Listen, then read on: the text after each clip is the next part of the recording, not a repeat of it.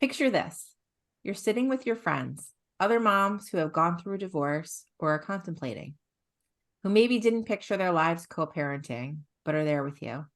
You're sharing your stories, you're inspiring each other, validating and challenging each other through your shared experiences.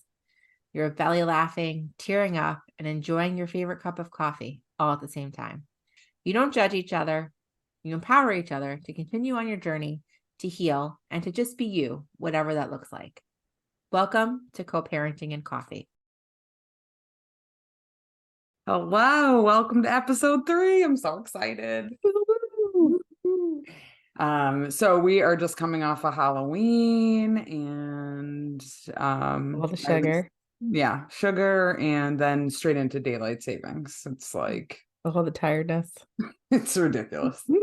All weekend, I've been like, it's 8 o'clock, but it's really 9 o'clock. When 6 p.m. feels like midnight. Yes. Oh my God, yesterday at like 5:27, I was like, I just want to go to bed. Totally. I think I went to bed at 9:30 last night. Good night. Yeah, for sure. So welcome. We're excited. And we just wanted to review our grow work from last week, which was writing our letters to our kids that we are not sending. Emphasis on do not send these letters. Do not send. Save them. So maybe you can share them someday, but that's up to you.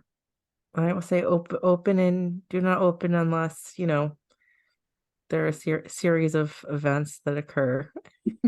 Yeah, Put it in a are safety not deposit liable box. for if your kids Do not open until you're like 40. Yeah, exactly.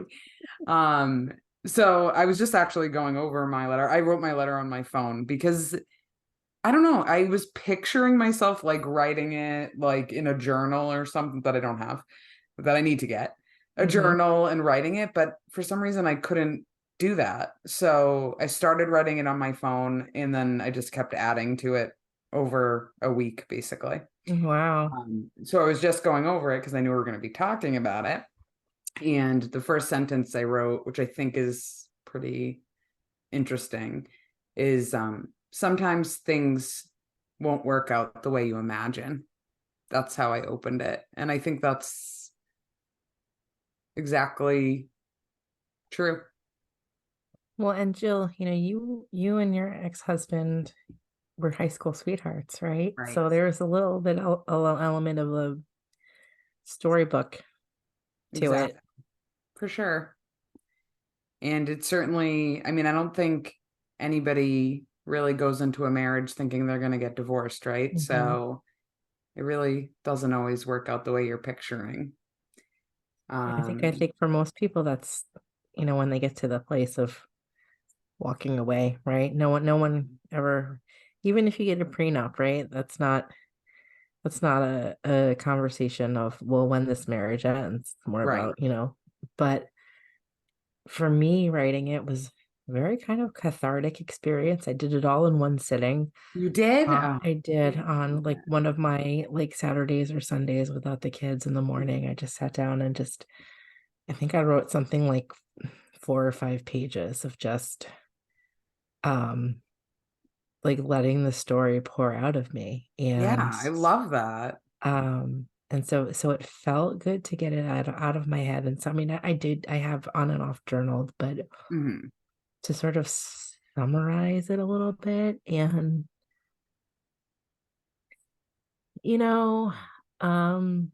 picturing, maybe I sort of pictured them reading it someday, a long time from now.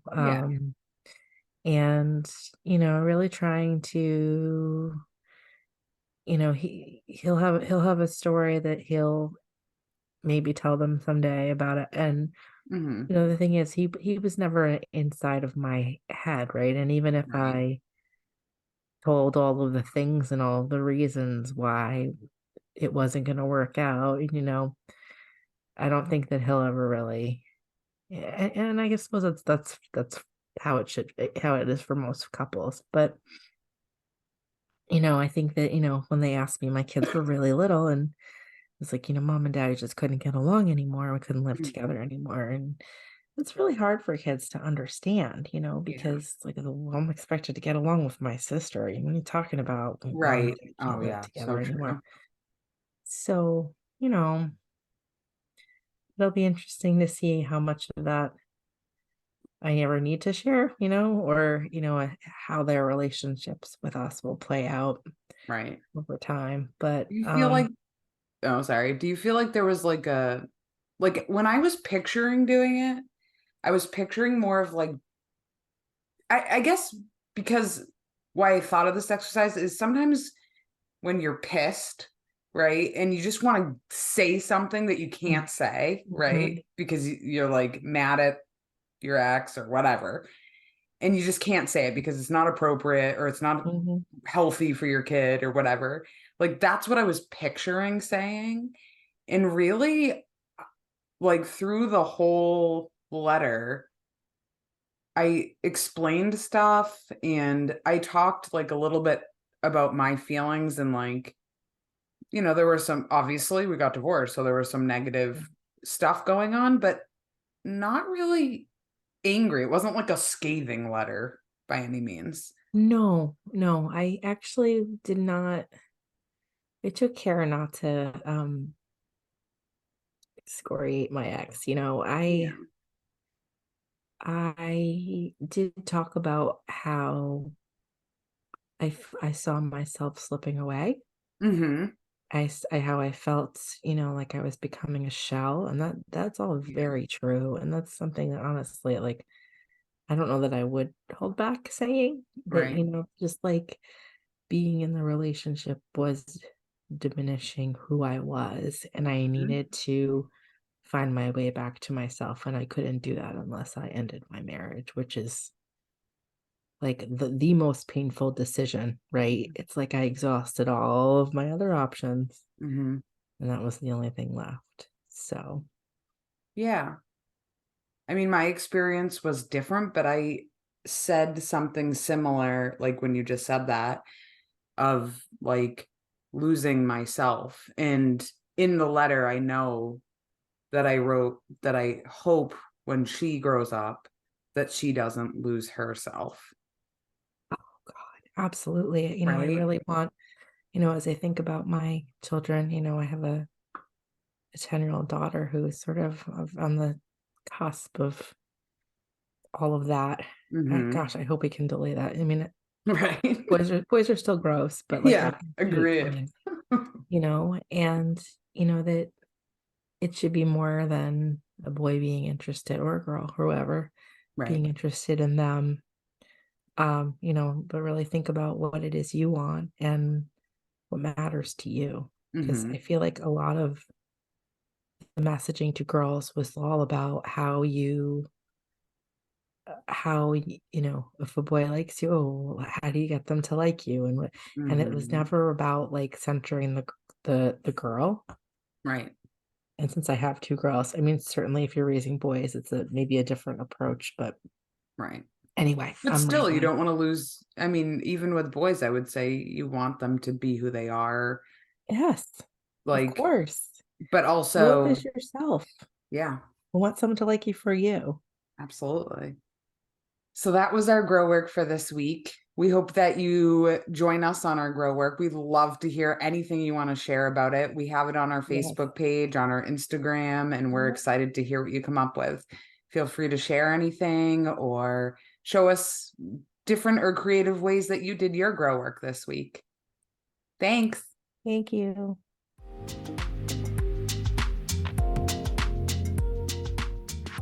Today, we are thrilled to grab a cup of coffee with Scott Pinyard, owner and coach at Modern Co-Parent. The goal of Modern Co-Parent is to help you develop peace in yourself, and that peace radiates into your co-parenting relationship and your life. It only takes one person to totally shift the tone of the co-parenting relationship. So, welcome, Scott. Hi, Well, how are you guys? good. We're so excited to have you. I think this is a really good fit for us. I was actually a little bit nervous about having a dad. Oh, well, I'm glad you did. There needs to be Yeah, more dads involved with the conversation for I sure. Yeah. agree, Yeah. 100%.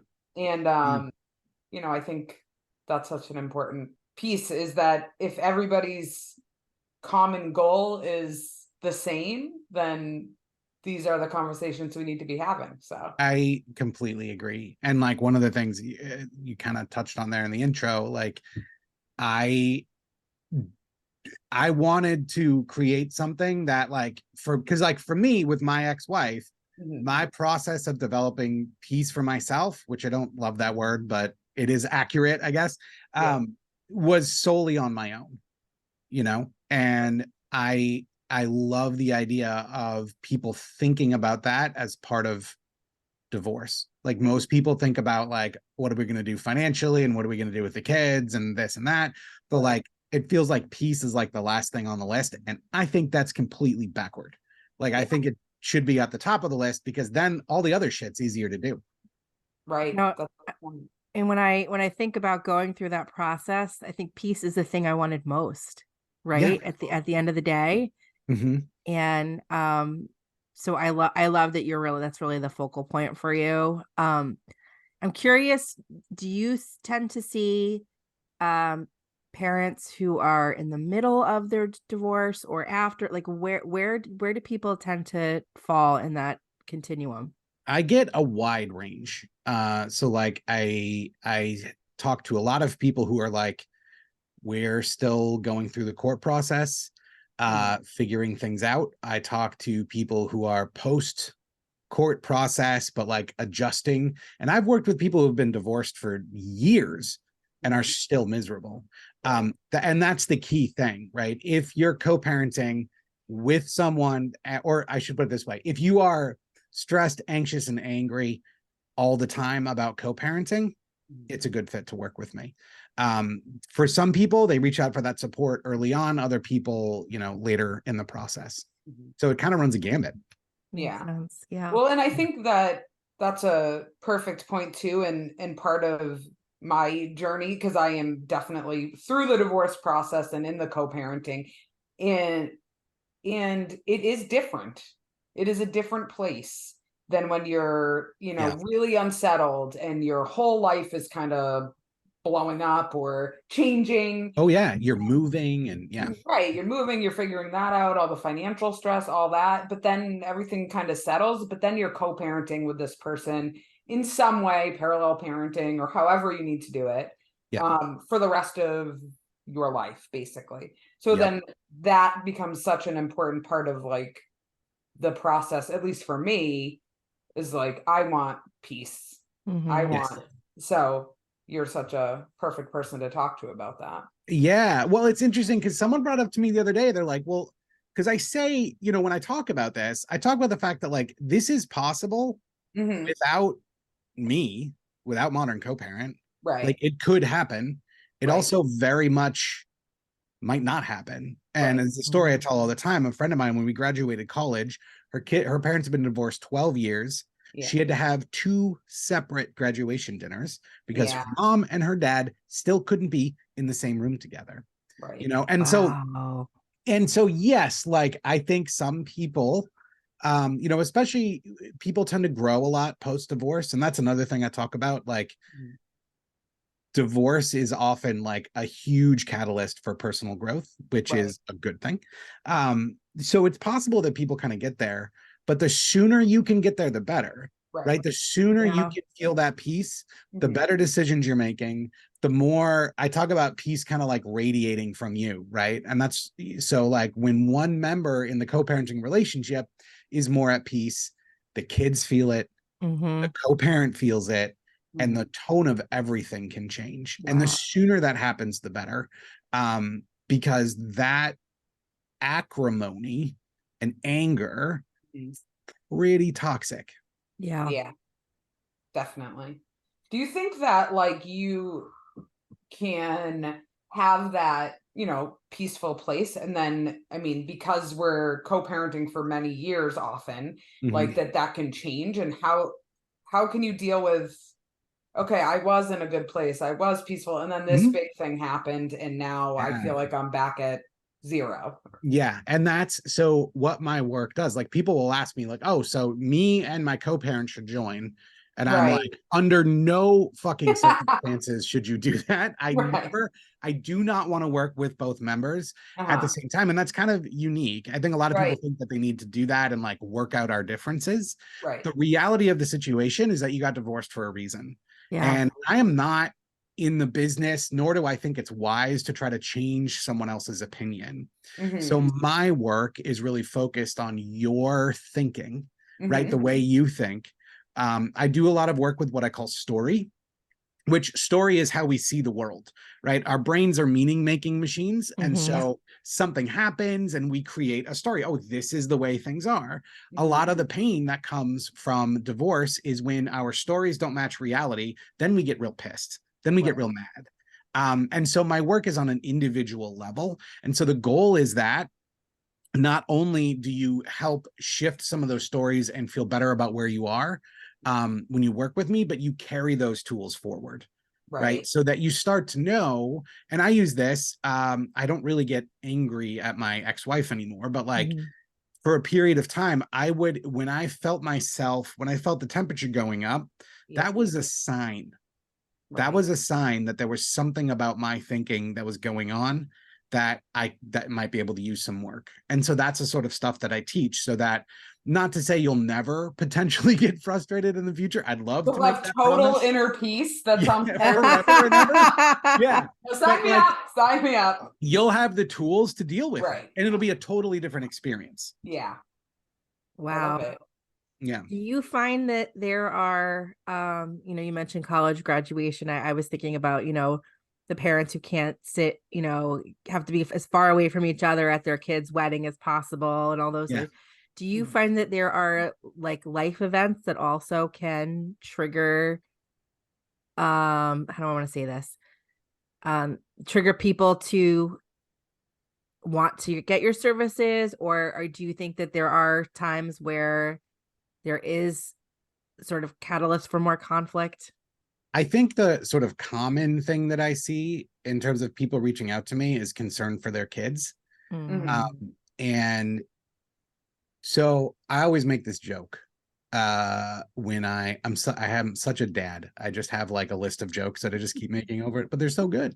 But I always make this joke when I run the course, which is, it's really amazing because for all of the people I've worked with, every single one of them have gotten divorced from an asshole. It's weird. Somehow I ended up with the good one in every relationship.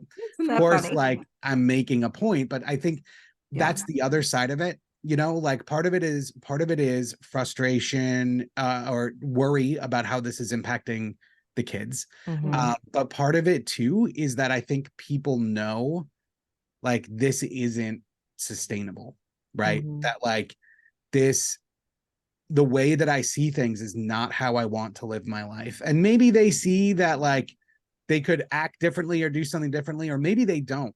Maybe they're just like, how do I deal with this asshole? Like whatever it is, like that general sort of unhappiness definitely spurs people to reach out. And I also think that there's certain things, so you mentioned graduations are one of them, holidays, like negotiating that stuff.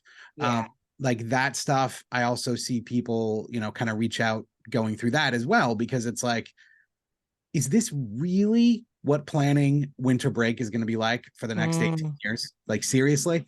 It's that sort of stuff. Yeah. Could we talk a little bit more about that? We got the holidays coming up, and, for there are a number of ways I think you can approach this, but like, what are some tips that you have for parents in their co-parenting journey that that might be helpful to them in terms of navigating holidays and navigating all of that? Yeah. So, there's plenty of places to go get, parenting plan advice and financial advice, and I'm sure as hell not a lawyer. So like a lot of my advice has to do with you and how you feel. And the biggest thing that I've seen help people the most when they're dealing with these challenging things is to pay attention to what's going on inside of you. So the anger that you might be feeling, frustration that you might be feeling, to recognize that and to help yourself feel better.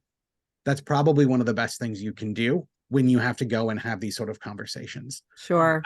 I know for me, like I would regularly go into a conversation with my ex-wife before I'd done this work, and then I'd go off half-cocked because I'd just be angry. You know, I'd Sure. be mad, and it was never productive. Yeah. So it's okay to feel mad. It's okay to feel frustrated. Mhm. To recognize that and give yourself some space to feel that way can be incredibly helpful when you have to go figure out, you know, pick up and drop off for Thanksgiving and Christmas and New Year's, right? Yeah.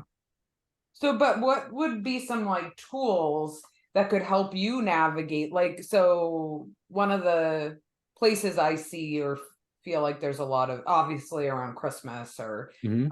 Hanukkah and having to share those like special moments and holidays with another person, and not being able to see your kid. So the more like, how do you best manage maybe yourself on the times when you don't have your kids, right? So that is something that, you know, I would really tie into the idea of story, Hmm. right? And so a lot of it is how we view these things.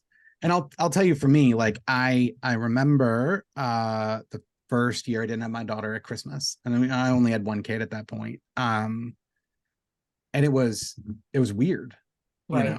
I'm like, Yeah. it's Christmas Day and she's not here. Yeah. Right. Hard. And in thinking about it, obviously it made me sad and made me think of like what's going to happen and on and on. Hmm. But then I started to think about it and I'm like, what's actually important here? Mm-hmm. Yeah. What's important is that I get to have this special experience with my daughter. Right. Now, I am not a religious person by any means. So the date of December 25th, using Christmas as an example, holds Yeah. no particular significance to me. Right. And when I started to realize that, I'm like, oh, focusing on what's actually important, which is Yeah. being able to have this shared experience, means I can do Christmas whenever. It Right. doesn't need to be on that day. Right. Right. And I've like this year with my family, so like my side of the family, we all go down to New Hampshire and we're doing it a couple of weeks before Christmas. And we've done this forever. Yeah, a Right? lot of families do, that extended families especially, Sure. Yeah, do it weeks or months or whenever. So it's kind of totally. shifting your expectations, maybe. I think expectations are really challenging. And then in terms of focusing on what's really important is being able to do that. Now we have 3 kids, Mhm. and my second wife. So like we will have family time Mhm. that will happen. It just won't necessarily happen on the 25th. Right. And that is um I don't know, that makes it a lot easier for me. Yeah. Right. And so a lot of people kind of get tied up on the particular date, Mhm. but being able to like narrow your focus to what's most important, Mhm. like that can solve a lot of problems around the holidays. Right. I can see that. I actually have a good holiday story. Like, so my parenting schedule, my daughter goes with her dad on Christmas Eve because he Mhm. has an Italian family and they do a big Christmas Eve thing. So when we were negotiating in the parenting plan stage of life, he wanted Christmas Eve, I wanted Christmas Day, so it was Yeah. actually pretty easy. Now, years later, I love it because I'm kind of a last minute person. And so I have all day Christmas Eve to like finish wrapping and like Yeah. do whatever I need to do Mhm. to make my time with her and with my family special. And now I'm like, I like feel bad for people that have to do 2 days in a row. Yeah. That's funny. Yeah. Yeah, totally. And I mean, it's funny because um you being able to see that and like Mhm. feel that is really good. And you kind of touch on something that I think, I don't know, we don't necessarily talk about as much as we should, which is like, obviously a family staying together is what everyone, wants. But Right. there actually are some advantages to like running your life. If you find yourself in a co-parenting situation, Right. there are opportunities for you that Mhm. are that were not available for you before. Absolutely. And the way you think about it is what's key, right? How you the stories that you have, the way that you conceptualize your ex, all of those things, Mhm. your life ends up being what you make it in that standpoint. And so being able to say like, hey, this is great. as Right. opposed to, oh man, it's Christmas Eve and she's not here. Like, Right. same situation, two different ways of thinking about it, totally different experience. And it's like sort of perception. I mean, I would definitely say that was not the case the first year it happened. No, hell no. Sure. Yeah. Of course Not when Yeah. it's fresh. But you know, now like it's my experience, like Yeah. really actually enjoying getting to spend the time to do the last minute things, not overly stressed, and being able to, you know, enjoy that. So, Scott, any other thoughts around maybe building new traditions, or, you know, if you have an ex who thrives on conflict, you know, how to pick those battles? Any thoughts around either of those? I guess what I'll say to that, you know, and again, the work that I really do is about how we frame this stuff for ourselves. Mhm. And so the more flexible you can be, the more you can continue to ask that question, like, what's most important here? And not have an answer saying the kids. Like, I mean, what's most important to me, the more ability you're going to be able, or the more ability you're going to have to be able to navigate with someone who might love getting in fights. Yeah. Right?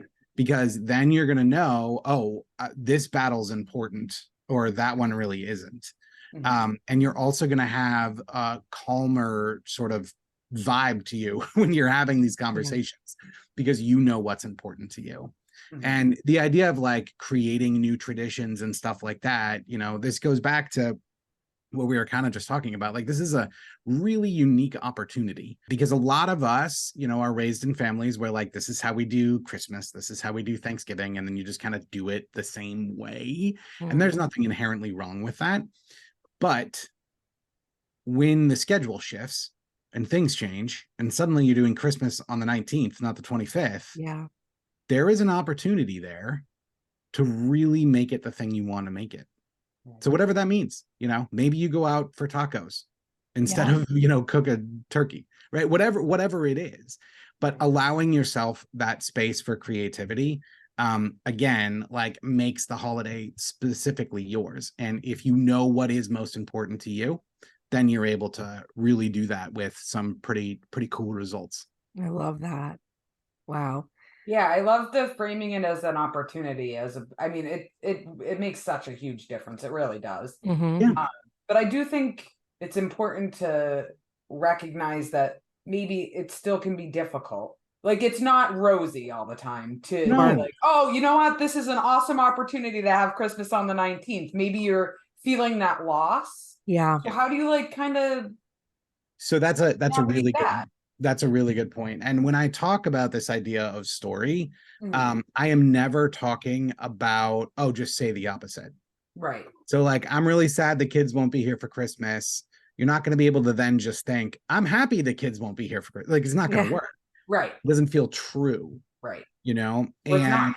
Yeah. yeah. And so being able to give yourself the space to hold both of those ideas, Mm-hmm. you know, or even recognizing, maybe you didn't know Thanksgiving was such a big deal to you, right? And then all of a sudden you find yourself feeling this way. Yeah. Being honest with yourself about how you feel, not about how you should feel, Yes. gives you a space to like operate out of honesty with yourself. So Absolutely. mourning that, Mhm. yeah, that's fine. Yeah. That's totally fine, and it's totally normal. But you also recognize the fact that like one thing I like to say is like, creation follows destruction. And so in those moments where it feels like it's crumbling, there's a new thing being born. You're able to experience the feeling of loss, but also recognize that there's those new things there for you. So yeah, you're not always going to feel like, it's a great opportunity. There Right. are going to be Yeah. times that it's going to Right. suck, and that's okay. Yeah. You know, like, that's again something that I think a lot of people feel like. Two things. They feel, first of all, they get stuck in it. They get stuck in the morning, and then that turns Yep. into the blame game, and then that turns into being miserable. Right. Or they try to avoid the morning. They Mhm. try to avoid the negative emotions, and then it just comes out some other way. I love what you said about not looking at should. You know, should is a word I've kind of deleted from my vocabulary. Mhm. because in general it's just a breeding ground for negative feelings and Yeah. thoughts. And there's a lot of that around divorce and co-parenting. Yes. Right. And Absolutely. holidays in And general. holidays. And holidays. Yes. I Yep. should be doing this. And it's like, I Mhm. don't Yeah. want to do that. Yeah. What's really funny is when you stop to question. So when you say I should be doing this, and then you ask why, Right. Mhm. you start to realize like the answer is almost always, especially with stuff around the holidays, it's almost always some version of because other people do this. Yes. And it's like, well, wait, where else in my life do I use this type of reasoning? Yes. You know, like it's Mhm. weird. I know. Yes. And Should that's it's absolutely about other people's expectations Right. or some cultural thing that you think you ought to do, and nope, no more. Yeah. Not for me. Yeah. Yeah. I know. Yeah. Being able, I think there's something about, so one of the things I talk about is this idea that like divorce is changing, right? Or has changed a lot. And there are more and more sort of, there's more and more co-parenting happening, blended families, all of these things. Mhm. Part of what is happening, and the people that I see being the most successful I define successful as everybody feeling happy, or fulfilled, or everybody having that peace. The people I find that are the most successful are the people who are the most creative with solutions, who can be really honest about this is what's important to me, and then they create their solutions around that. And so it totally blows the idea of should away, because who gives a shit about should? Like at that point, like what's important is how all of us feel. And when you put down the shoulds, there's a huge world of opportunity that opens up. Like I said, go get tacos on Thanksgiving instead of turkey. Like you can do it. Turns out you can do it. Yeah. And No, that the creativity. turkey police aren't coming after you. Yeah. Well, that creativity just allows a really vibrant, exciting co-parenting life, Mhm. And peaceful. I mean, and I love that. Yeah. Bring on the peace, man. I know. I wanna pivot back to something we said earlier in the conversation, Scott. What are some differences in being on the dad side compared to the mom side? That's a good question. It's fascinating because when I work with more moms than dads. I think more moms in general reach out for help on this stuff. Interesting. I've had plenty of moms who I've worked with that then send their co-parent, like you should post that, which is cool. Because to me, that's a huge compliment, because what that means is that the dad has seen a shift and was like, what happened to you? Right. And that's awesome. Right. To see that and be like, I'll have what she's having. Like to be able to do that is like pretty awesome.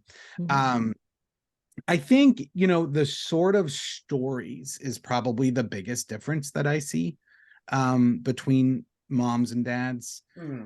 Moms have a lot of should stories around, like, I'll call it quote unquote traditional mom roles. Like I talk to a lot of moms who get really hung up on what their kids are eating at their dad's house. Like that's that's something that comes up all the time. I Now on the other side, like with dads, I see dads in general being a little bit less concerned about like the nutritional aspect of things, but a lot more concerned about the fairness aspect of things. Like 50-50 means 50-50. And I mean, honestly, that's about the extent to which I can generalize on this, because it really truly is different with every relationship. And everyone that kind of goes down that road. The number one thing though is, and this is something absolute like home run win for the ladies here, like they're much more willing, at least at first, to find some sort of support to change things. And that's partially why I created Modern Co-Parent, to be like for one parent, and created it so that it impacts everybody. Because I know that like if just one person reaches out, like everything can change. Wow. Can Well, we drill in a little more? I'm sorry, Jill. No, go ahead. I was just gonna say, I think it's getting better for men, but it's Mhm. also, you know, the idea of getting help or support and stuff is still a little challenging in our society for men. And Mhm. women are just Yeah. either more prone to do it or also more like culturally in the US Yeah. anyways, it's more acceptable. It's also Um, interesting because everyone thinks they have it worse, like, right. like, and like, that's something that both sides share, you Yeah. know. But I think that perception is changing too. Like, I live in Maine. It's a default 50-50 state. So Right. like, if you go to the state of Maine and you say, I'm going to get divorced, Hmm. you start negotiations and planning at 50-50, and that means custody and expenses. Yeah. That wasn't always the case. Mhm. And I think there's a lot of sort of holdover opinions and ideas from, and not every state is that way. I think a majority of them are now. Yeah. But so there's a lot of that sort of stuff that I think plagues us, and it creates worries and anxieties that are unnecessary. Mhm. But yes, I would agree with what you just said, that like, it is culturally, it is changing. And I'm seeing that in, all of my coaching, to be honest with you. Like, I'm seeing more and more guys start to be open to that, which is awesome. Awesome. Yeah, Yeah. definitely. What would you say to a dad who might be listening? You know, there is a lot out there that's geared towards moms, and I think that, Mhm. with Jill and me, that's the perspective we have. Sure. So, Yeah. what I don't want to say advice, that's like too broad, but what do you wish for more dads out there who are going through this and are having a hard time with their co-parent?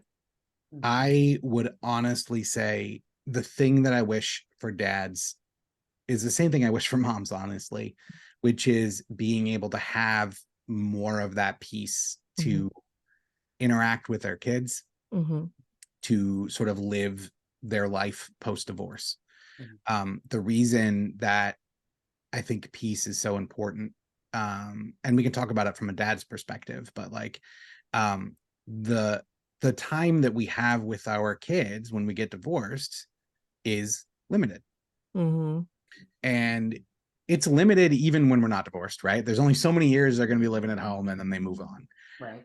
But it gets limited again when we get divorced, Mhm. and because of that, our interactions with them, the way we communicate with them, the things we teach them, all of that feels like it gets like a heightened priority, because now you suddenly have half as much as you thought you did. Mhm. Mhm. Because of that feeling of scarcity. The more peace that you have, meaning the more relaxed you are, the more able you are to actually connect with them, to actually listen to them, to actually communicate how you're feeling to them.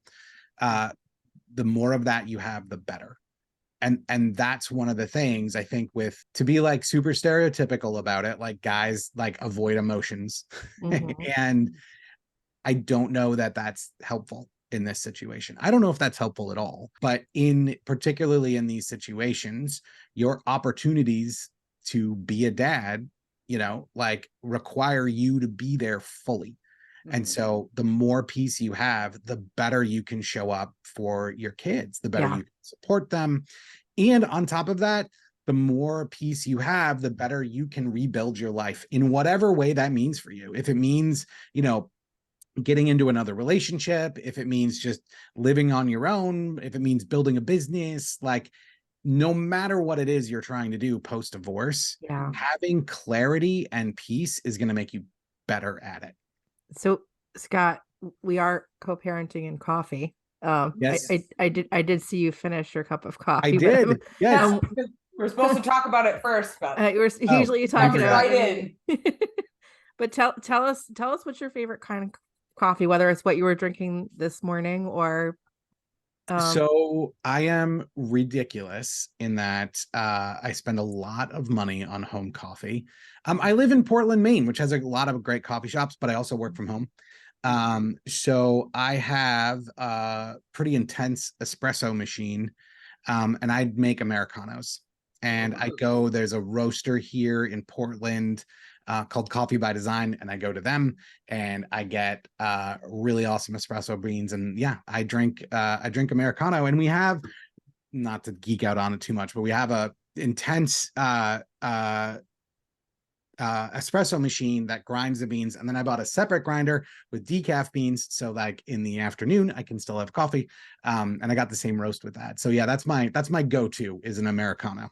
Wow, you were. Do you drink the espresso like out of the little cups and everything, or do you? Sometimes, normally I just get the Americano, so just the Oh. espresso with water, and so I use a regular coffee cup. But yeah, I do once in a while, occasionally, if I want to be fancy. I know. I kind of that. wish you brought a little cup in today. I would have loved that. My problem with that is I just throw it back like a shot. Oh yeah. I don't drink it slowly. So at Yeah. least if it's in a mug like this, like, you know, it's, I won't chug it, I guess. Right. Yeah. Or do 3 or 4 shots of it. You'll be shaking. It's No, yeah.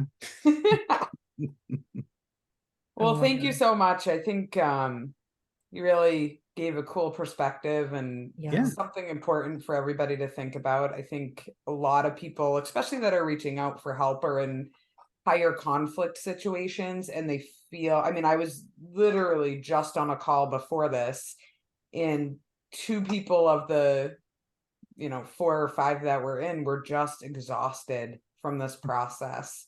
And like, I want to give them your number, because I feel like just a change in perspective, and it can be so helpful, so valuable, and such an important part of your own growth. Like, it is. And I get, I see this term high conflict all over the place, just like the term narcissist. Narcissist, It's the same thing. Like, everyone's getting divorced from a narcissist. Right. And it's like, in a high conflict situation, actually. Yeah, it may or may not be true. Right. But like, again, if that's the way you define it, if that's the story you have going into this, you're not going to feel good.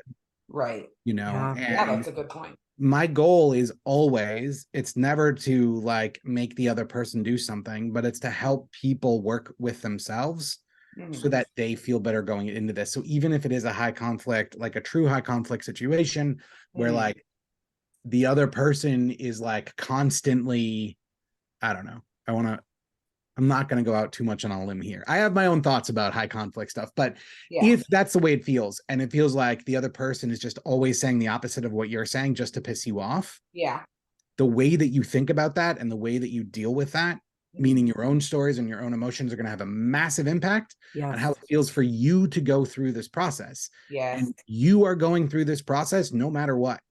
So you can go through it pissed off and angry, or you can go through it less pissed off and angry. Right. Or not even pissed off and angry, but exhausted from it. Yes. I mean, this constant, like, heightened, like, pain. I don't know if pain's the right word. This constant, I call it co-parenting fatigue. It's like a fatigue feeling. Absolutely. Not, like, get out of it. You're exhausted and you can't separate completely because you have kids to raise. So, but again, the way that you frame that and the way that you think about it is really going to change. And like, I have worked with people like, I have a client who like literally used to be a thing that consumed her at all times. Yeah. Oh, what a way to live. Oh. And she's gone from that to this place of peace that is like completely different. I was just talking to her. This was a couple of months ago. So just being like, excuse me, in August. And it had been a while since we chatted. And she's like, I just can't even believe how different things are. And her co-parent's not any different. Right. But it was just being able to give herself that out. Right. And that changed everything. And she went from like, there was like all this conflict at, handoff, and like, these different conversations, and her worrying about that and her worrying about this. And we went deep into her stories and the relationship story and all of it through the Modern Co-Parent course. And it's like a different world, but it's a choice. And like, I think that's one of the things that with co-parenting, we often feel like we don't have a choice. Like legally, I got to deal with this asshole for the rest of my life. Right. Yes, you don't necessarily have a choice in that, but you absolutely have a choice in how you frame this for yourself, how you think about this. And if you are willing and courageous enough to kind of dig into some of that stuff, your experience is going to be completely different than you can even imagine right now. Oh my God, that's Can amazing. you talk a little bit about your course? Like, Sure. how long is it? Like, Yeah. So what it is, it's a 12-week course. okay. And the first part of it really focuses on story. And it's about the stories that we have about ourselves, about our relationship, about our kids. There's often a ton of fear and concern about kids, being raised in a divorced home and, what that means and, how the co-parents treating them. And so we kind of dig into what that is. What are those stories? Where are those coming from? What's actually real? And I give you tools to start to identify those and shift those. And then we kind of move from stories about yourself and stories about your kids to stories about your co-parent.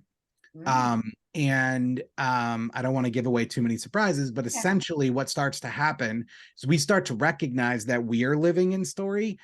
Man, that means they're living in story. And suddenly the way you see them can start to shift. And this doesn't mean like you're gonna like fall back in love with them. That is not happening. Oh my God, Not the goal. He's a great guy. That is not the goal. But imagine what would happen if you had a little bit of compassion for your co-parent. It's funny, I got a call from someone going through the course that I can swear on here. Well, I hope so, because I've been swearing all the time. All good. It started with "fuck you, Scott," and I was like, oh. Whoa. And she said, you didn't tell me that I was going to start to feel compassion for my ex through this whole thing. And she's like, I don't know how to deal with this. And I'm like, that's all right. We're going to talk about it. So that's not a guarantee, but what starts to happen when you adopt this way of seeing things and start using these tools is you start to realize we're all living in story.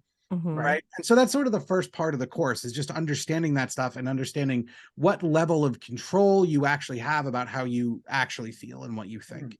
And it's very powerful. And again, it's the work that's like for you.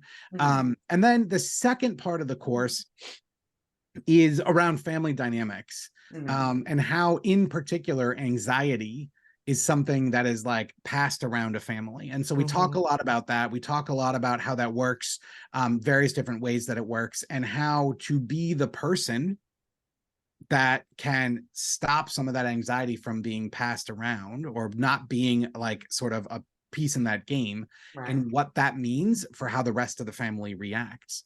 And so we dive into something called family systems theory, which is all about like how the family works as a system and how individuals can operate in different ways to help the system be more or less healthy.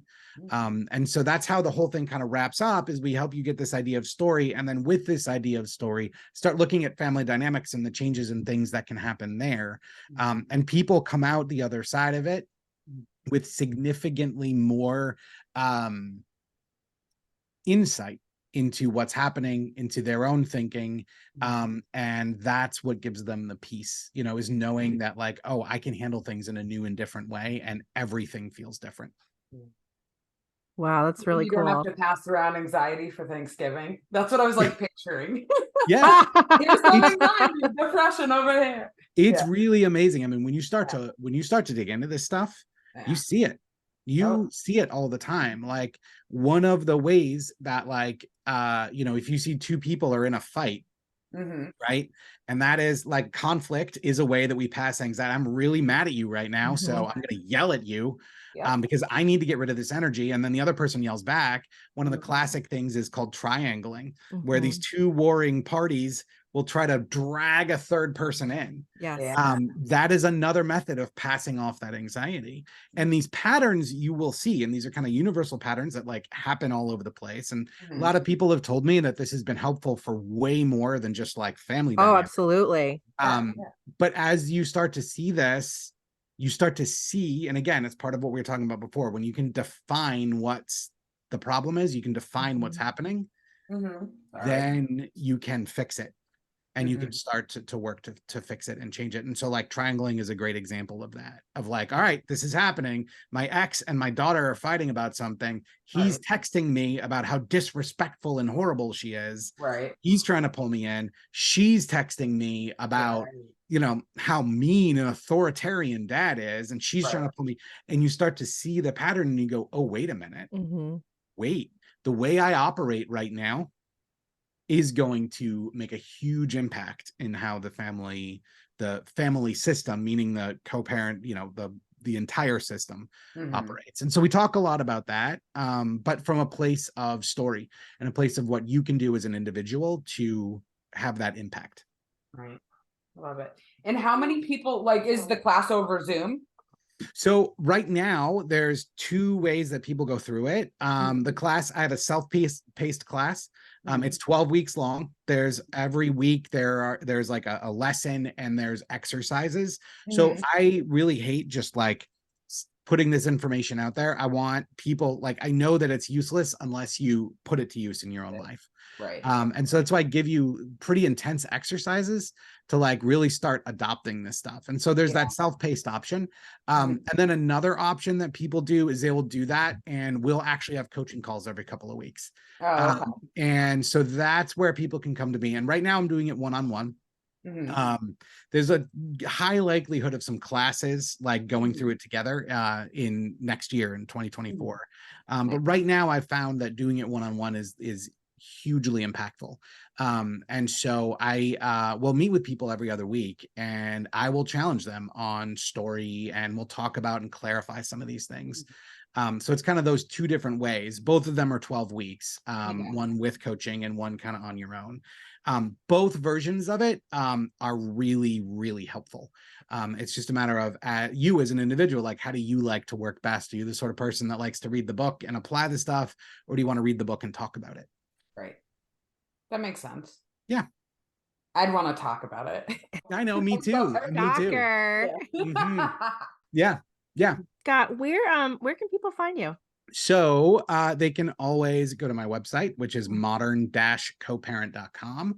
We're going to link it in our podcast and stuff also. We'll link all of your stuff. Awesome. Great. And then my email is scott@modern-coparent.com. Like, and I truly, truly mean it. Like, email me with questions, stuff that you're running into. Or obviously if you're interested in the course, you can email me there too. But yeah, I want to be a resource for people. So please, anyone listening to this, if you do have a question or, just want to ask me something, don't hesitate to reach out. Right. Amazing. Even though you're a dad. Even though I'm a dad.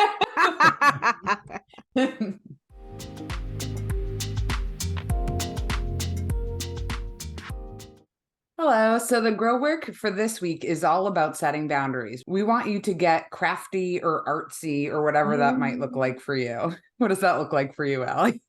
Oh gosh. Are you crafty? I'm not crafty, but I'm artsy. You are? Yeah. Oh, I love that about you. I didn't know. So, I mean, it's not like a focal point of my personality, but yeah, as a kid and a teenager, I was always taking art and drawing and sketching. And so yeah, I'm looking forward to sort of seeing how this manifests on paper. This exercise is borrowed from Erica Paying Art on YouTube, and it's an art therapy activity for setting boundaries. We're going to tag her exercise so that you can check it out. It's a great video. I think it's about 7 minutes long, and it really just explains her idea. But the idea basically is to grab a piece of paper and some drawing, painting, coloring, pencils, whatever you want to use to draw yourself and healthy boundaries. The premise is to picture yourself with healthy boundaries and imagine what that looks and feels like. Picture what is surrounding you, where there are places that you can let in and places where you need stronger boundaries. What colors you imagine, what textures or things surround you when you have healthy boundaries. That's the basic idea of this week, and I'm really excited to do it. And I think I want to do it with my daughter. I think that's a great idea. I think that the earlier you can teach your children about boundaries and about trusting their bodies and themselves to know what is a yes for me and what is a no for me, right? I love it. Me too. So that's our exercise for this week. Again, please, if you're going to do this, start posting it, because especially this week where the drawings and paintings and anything you come up with creative, we would love to see it and share with us. Please. We want to see any and all. Yes. And we'll share ours. Definitely. But mine might be a stick figure. I'm not artsy. All right. Bye. All right, thanks. Bye.